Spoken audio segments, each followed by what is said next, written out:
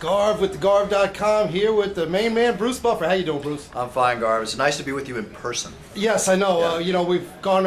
We know each other for a long time, but we don't usually get together at the shows. So I was glad to see you here today. Thank you. And we're in Newark, New Jersey here for UFC 111. Yep. A pretty stacked card. I mean, amazing card. This is probably one of the most amazing cards since UFC 100. I mean, they're all amazing. You know, I always say, people say, what's your favorite show? I go, I just did it, but in 2 months I'm going to tell you I just did another one. So I never know. You know, I'm always looking forward to the next great one. Right. And, you know, now this is before the show begins. Right. So, you know, and then we can look at this and then look at your picks later. Who are you picking for the main event, GSP versus Hardy? I honestly think that it's a war. I know GSP's favorite on paper. You know, it should be all GSP, but do not count Hardy out. If GSP decides to stand up and strike with Hardy, he's going to have a really rough night. And one thing about the Octagon, it's like on any given Sunday, anybody can win on any given night.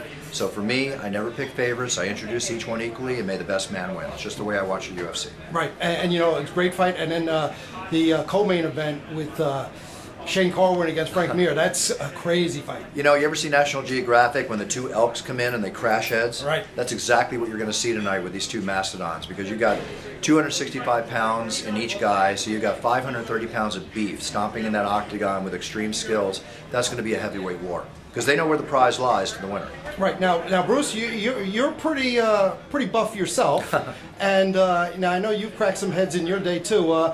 Frank Trigg is a name that comes up. It was a little incident in the elevator. Let's talk about that. You know, briefly, what happened is there was a time about, I think it was about 3 years ago or so, possibly 4. I can't keep track of time anymore. But we were at the Hard Rock in Vegas, and we were doing 2 Spike shows, so we had to stay there for a week. So after the first Spike show, we were going to go out and celebrate, and I was up in Mike Goldberg's room with Frank, and we were having a drink together. So we were all going out.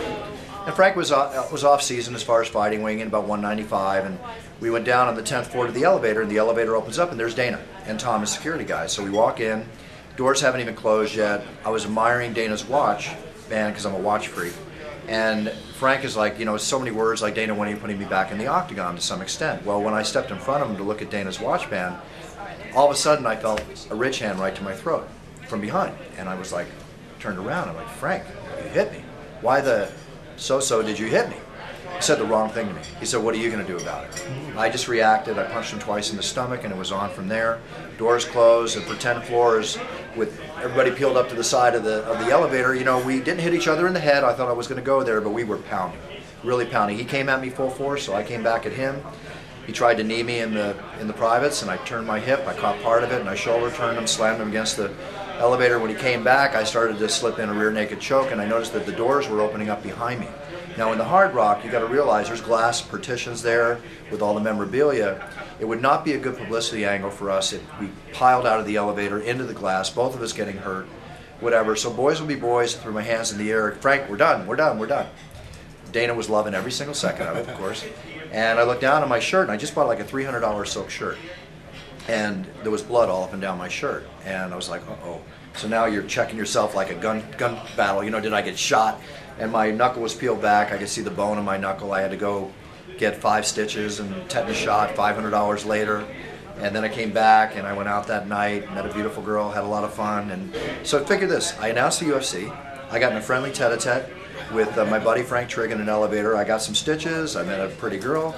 And I think that was a great night. Personally. Life is good. I had a wonderful time. That sounds great. Yeah. So what prompted the ridge hand from Trigg? Do you have any idea? I think because I interfered with his immediate contact to Dana about when he's going to get me back in the octagon. And you know, Frank is a great guy, but we all know he can get a little cocky at times, and I think that was just a moment where I was the brunt of that side of Frank's personality. But I mean, nobody does that to me.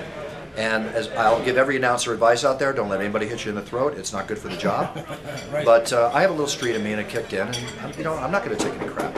Right, exactly. Yeah. Well, you know, before you announce fights, it looks like you're almost gearing up to fight. You're really into this, and it makes for the viewers a lot of fun too. Well, I always tell everybody that my favorite thing in the world to do is to be in the octagon. I'm very passionate about it. I introduce fighters the way I would be introduced if I was going to step out and fight.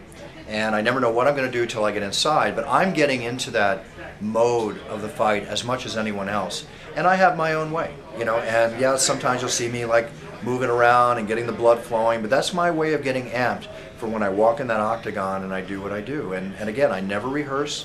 I never know what I'm going to do until I do it. Right, you know, because it's high energy. You're a high energy guy, so Yeah. you got to get pumped up before you get in there. Well, this isn't tennis, and it's not boxing, and it's not the NFL. It's the Ultimate Fighting Championship, and it deserves the ultimate in announcing, and that's what I try to deliver. Well, you are the ultimate, and thanks. you know, now you've got the 180 that you bring out at every Right. show, and then for UFC 100 you brought out the Buffer 360. Right. And that was a one-time thing. In and out, retired. Yeah, so You know, the build-up was so big with Joe Rogan making the videos and everything, and you know, there was literally thousands of people on the internet talking about it, and I'm getting emails and all that kind of stuff, which was fantastic. But I delivered that night, but I honestly didn't know if I was going to do it till the exact second that I did it. But that's just the way I roll. I mean, that's the way I work. And to keep doing the 360 would to take away from what a monumental evening that was for all of us being the UFC 100. So I wanted to add something special to it.